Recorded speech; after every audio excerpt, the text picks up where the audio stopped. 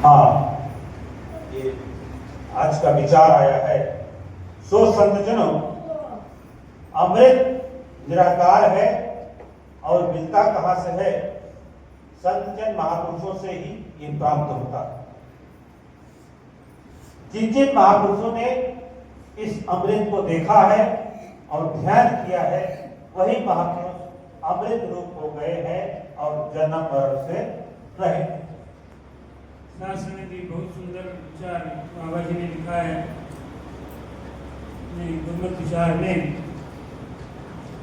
कह रहे हैं ये निराकार ही अमृत है। जैसा कि हम लोग अमृत की कल्पना करते हैं कि कोई रस शरबत है भरा, अमृत घड़े में भरा हुआ है, कहीं स्वर्ग में रखा है, तो ऐसा नहीं है। वो बता रहे हैं कि अमृत ये निराकार है।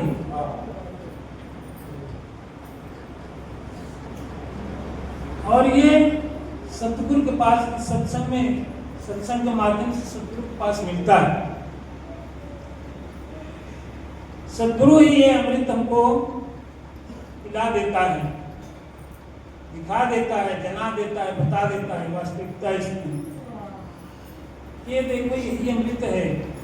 सारा संसार अमृत चाहता है, अमृत ढूंढ रहा है कि हम अमर हो जाएं, लेकिन ये किसी को नसीब नहीं है, क्योंकि इस दर तक आता नहीं है।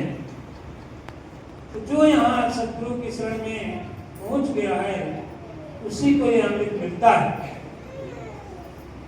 बाबा जी का ज्ञान जो है यही अमृत है, यही निराकार, इसी का ज्ञान यहाँ बताते हैं बाबा जी, यही अमृत है। तो जो इस अमृत को पा जाता है ये अमर हो जाता है। जैसा ये अमर है निराकार, कभी खत्म नहीं होने वाला है, कभी जन्मता नहीं, कभी मरता नहीं, इसको काल खाता नहीं है। ये अमर है, अजर है, अविनाशी है। ऐसे ही हो जाता है जो इसको जान लेता है। वेद भी कहता है स यो हवै तत् परमं ब्रह्म वेद ब्रह्मयो भवत्। वह कौन? वह जो कि इस ब्रह्म को जान लेता है। वेद माने जान लेना।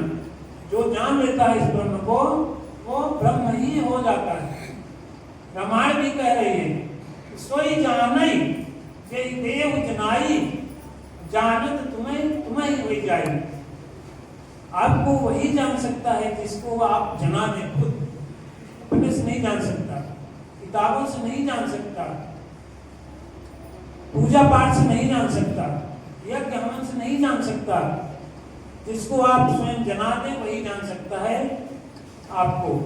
और जब आपको जान जाएगा तो वो तुम ही हो जाता है, यानी आप ही हो जाता है, फिर वो अलग बचता नहीं। ये है अमृत। इसी तरह से कहते हैं कि कल्पना करते हैं कामधेनु की। कहीं स्वर्ग में कामधेनु है, कामधेनु गाय के रूप में कल्पना करते हैं। जिसको मिल जाए उसके घर में कोई कमी नहीं रह जाती, सब चीज मिल जाता है, हमेशा फल देता है, हमेशा दूध देती है। तो यही सत्संग ही है। कामधेनु ये सत्संग है। आप इस सत्संग में श्रद्धा के साथ जो भी चाहेंगे सब मिलेगा। तो ये सत्संग ही कामधेनु। और इसी तरह से हम कल्पना करते हैं कल्प वृक्ष। कल्प वृक्ष कोई एक पेड़ है, इसके नीचे बैठ के जो विचार करेंगे, जो चाहेंगे सब मिलेगा। जो विचार मन में आ जाएगा तुरंत मिल जाएगा, ऐसी कल्पना है। लेकिन यह कहीं कोई पेड़ नहीं है, ये कल्प वृक्ष जो है सतगुरु की कृपा है।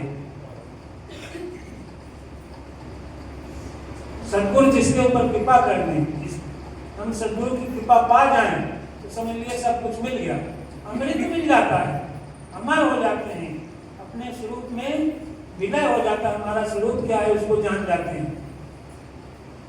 तो शास्त्र जी इस तरह से हम उसी कल्पना में किसी आडंबर में न पड़े। और जो ज्ञान, यही ज्ञान ही सनातन है, जो ज्ञान सनातन से चला आ रहा है। सनातन माने जो हमेशा से है, जो सब दिन से है, उसको सनातन कहा जाता है। तो जो सब दिन से है, ये सनातन, ये हमको मिल जाता है। तो इसको प्राप्त करें, ये मिलता है यही सत्संग में ही। देखिए महापुरुषों ने कितना बढ़िया बढ़िया विचार दिया, कितना बढ़िया भजन गाया। हम लोग इस सत्संग में इसीलिए आते हैं, इसीलिए किया जाता है सत्संग, कि हम अपने आप को जानें और भगवान का स्नान करें, गुणगान करें, अपना जो मानव जीवन मिला है इसको सफल बनाएं। इसका हमको खुद इसकी कीमत नहीं मालूम है मनुष्य जन्म की। देखिए तमाम जीव जंतु हैं, कहते हैं 84 लाख प्रकार के जीव हैं संसार में, लेकिन किसी के पास ऐसा शरीर, ऐसा हाथ पैर, ऐसे आंख नाक कान नहीं है, ऐसा दिमाग नहीं है किसी प्राणी में, अन्य योनियों में, जैसा कि हमको भगवान ने दे दिया है। तो ये सबसे उत्तम शरीर है। ये किस लिए मिला है, इसको जान करके हम अपने जीवन को सफल करें। तमाम योनियां केवल खाती हैं, सोती हैं, उनके बाल बच्चे होते हैं, बस इतना कर सकते हैं। उसी तरह से अगर हम भी करें, खाए पिए सोए मौज करें, तो ये तो सभी करते हैं, कुत्ता बिल्ली गाय बछड़ा सब करते हैं अपना काम। तो हमारे उनमें क्या अंतर हो गया? अंतर हमें बनाना है कि हम सबसे अलग हों, सबसे भिन्न रहें। तो ये ज्ञान है, उसके लिए ज्ञान को प्राप्त करें और ज्ञान के अनुसार ही सारा काम करें। ज्ञान का मतलब ये नहीं है कि खाली ज्ञान देती है तो भगवान को जान के बस हो गया, सत्संग करें बस। नहीं, सत्संग करें तो उसको अपने जीवन में उतारे, तब हमारा जीवन सुखी होगा, समृद्ध होगा और हमारा संपन्नता होगी हमारे जीवन में, कष्टों से मुक्ति मिलेगी। ये ज्ञान में सब कुछ समाहित है, इस ज्ञान में सब कुछ है कि हमें समाज में कैसे रहना है, परिवार में कैसे रहना है, हमारा धर्म क्या है, माता पिता के प्रति हमारा क्या धर्म है, बच्चों के प्रति हमारा क्या धर्म है, पति पत्नी के साथ, देवरानी जेठानी के साथ हमारा धर्म क्या है, वो सब चीज मालूम हो जाता है। सब समझ के उसी के अनुसार हम काम करें। और यहाँ तक महापुरुषों ने तो यहाँ तक कहा है कि सिया राम में सब जग जानी, सब ईश्वर के ही रूप हैं। जितने भी खाली मनुष्य ही नहीं, सभी जीव जंतु सब में ईश्वर का वास है, सब ईश्वर स्वरूप है। सिया राम में सब जग जानी, इसमें किसी को अलगाया नहीं है कि खाली मनुष्य ही, सब ईश्वर ही, मतलब यही सब कुछ बन गया और कहीं से कुछ अलग से आता नहीं है। अभी भाई साहब श्री राम जी बड़े अच्छी बात बता रहे थे, माया ईश्वर और जीव ये अलग अलग कहीं से आते नहीं है, सब यही बन जाता है। वेद भी कह रहा है, तमाम विद्वान भी कह रहे हैं, तमाम महापुरुष भी कह रहे हैं कि इसी से ही उत्पन्न होता है। जब कुछ नहीं था सृष्टि, यही निराकार परब्रह्म हर जगह व्याप्त था। इसकी केवल इच्छा हुई कि एको हम बहुश्याम, मैं अकेला हूँ, बहुत हो जाऊं, बस इसकी से ही इच्छा होने मात्र से ही सब धड़ाधड़ एक के बाद एक बनते गए। आकाश बना, हवा बनी, अग्नि बना, पानी बना, उसके बाद पृथ्वी बनी, फिर वनस्पतियां बनी, और कहाँ कहाँ से बनी? कहीं बाहर से नहीं आई, इसी से ही उत्पन्न हुई, यही सब रूप धारण करता जा रहा है। तो इस तरह से हम देखें इस ज्ञान के माध्यम से तो सब एक ही हैं, कोई दूसरा नहीं है। हमें केवल इसमें परिपक्वता लानी है, परिपक्व होना है, दृढ़ता लानी है। तो इसके लिए भी हम यह सत्संग बाबा जी ने दिया है कि हमेशा करते रहेंगे सत्संग तो परिपक्वता आती रहेगी, आगे बढ़ते रहेंगे हम। और नहीं करेंगे तो वहीं से सब फिर जैसे सिगरेट पी लेते हैं लोग, गांजा पी लेते हैं, भांग पी लेते हैं, कुछ देर नशा रहती है फिर उतर जाती है, वैसे ये भी उतर जाएगा। लेकिन ये जब इसके ऊपर तुम्हारी इसकी चढ़ गई सत्संग की, इस ज्ञान की, तो वो दिन रात चढ़ी रहती है, उसको चैन नहीं मिलता बिना सत्संग के। इसीलिए देखे जहाँ जहाँ भी सत्संग होता है सब भागे भागे चले आते हैं। जहाँ भी सत्संग हो रहा है आपसे कितने दूर दूर से आकर के यहाँ पर सत्संग कर रहे हैं। साथ समय जी सत्संग बहुत अच्छी चीज है, इसमें जरूर मन लगाइए, इससे हमारे मन की बुराइयां खत्म हो जाती हैं, अहंकार खत्म हो जाएगा, घमंड खत्म हो जाएगा, गुस्से पे कंट्रोल होता है, अपनी असलियत मालूम होती है, तो हम सुखी होते हैं। अभी तो हम अहंकार में बिता रहे हैं अपना जीवन, झुकना नहीं जानते, नम्रता नहीं है, तो कैसे हम कुछ प्राप्त करेंगे? अगर कुछ पाना है तो उसमें नम्रता बहुत जरूरी है, श्रद्धा जरूरी है। शासन जी यह सत्संग सदगुरु ने हम सबको कृपा करके दिया है, इसका हम सब लाभ उठाएं। अभी आपने सुना भाई साहब आशीष जी का एक बच्चा है, काफी तबीयत उसकी गड़बड़ हो गई थी, आप सबने कृपा किया, आप सुधार हो रहा है।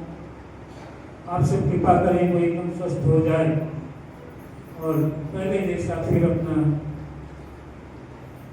खेलने कूदने लगे, खाते पीते अपना विद्या अर्जन करे, आगे बढ़े। समय जी अभी आपने बताया अजय जी ने कानपुर का समागम है, सारी तैयारी हो चुकी है, जो जो जाना है सब ने नाम लिखा दिया है, उनकी बुकिंग भी हो गई है, टिकट भी बांट रहे हैं महाराज जी। अपना अपना टिकट ले लें और अपनी अपनी सीट पे आराम से बैठ जाएंगे, उसमें भीड़ लगाने की कोई जरूरत नहीं है। जब नंबर मिला है तो सबको बैठना, आगे पीछे थोड़ा इंतजार करके सब बैठेंगे आराम से। और कानपुर चल के हमको पंडाल के अंदर ही रहना है, कहीं बाहर घूमने मत जाइए, भूल भटक जाए कोई बड़ी दिक्कत होती है। और सत्संग समाप्त होने पर टाइम से बस भी निकल आएगी, तो ऐसा ना हो कि कोई छूट जाए वहाँ पे। छूट जाए बाबा जी तो आपसे ले लिया जाए। तो और किस तरह से चलना है, क्या क्या ले चलना है उन्होंने बता ही दिया है। और एक चीज और ध्यान रखिए, साथ समय जी शनिचर इतवार को वहाँ समागम है, उस शनिचर को ही सुबह 6 बजे चलना है, बताया है बाबा जी। तो एकदम सही टाइम पे आ जाइए, जिसको कि सही समय से लोग चल रहे हैं, बस छूट जाए। एक जने न आए, 1 घंटा इंतजार करते रहे तो सबका आना व्यर्थ होता है। इसलिए सब सही टाइम पे आ जाए, सही टाइम निकल जाए तो वहाँ पर भी आराम से पहुँच जाएंगे सही टाइम से। उन लोगों को भी सुविधा होती है, इसी अनुसार इंतजाम करते हैं सारा। और शनिचर को तो चलेंगे और इतवार को वहाँ शनिचर भी समागम होगा, इतवार को भी। इतवार में यहाँ सत्संग नहीं होगा, ज्यादातर लोग वहाँ चले जाएंगे, कौन बचेगा? तो इसलिए अभी से लोगों में प्रचार कर दीजिए, जो आए हैं उनको जान लीजिए, जो नहीं आए उनको भी बताने की कोशिश करिए, जो भी संपर्क में आए इतवार को 9 तारीख को मैं यहाँ पे सत्संग बंद रहेगा। अभी एक इतवार और पड़ेगा, उसमें भी ये चीज बताया जाएगा, दोहराया जाएगा। आप लोग भी, सब लोग ख्याल रखिए, जो भी मिले उसको बता दीजिए। साथ संगत जी इसी के साथ में दास के ऊपर भी कृपा करें, आप सब आपके चरणों में लगा लें। प्यार से सदगुरु भगवान की